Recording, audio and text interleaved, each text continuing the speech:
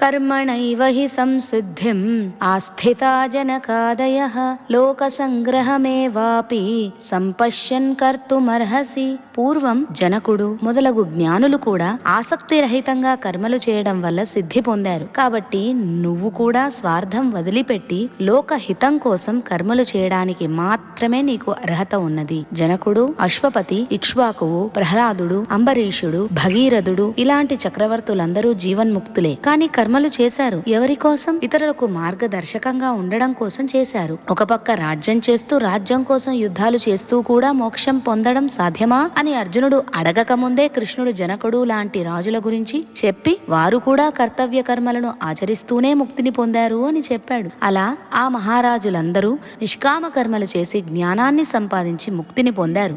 కాబట్టి అర్జున, నువ్వు కూడా ఇతర సైనికులకు ఆదర్శంగా నిలిచి యుద్ధం చెయ్యి అని భగవానుడు చెప్పాడు.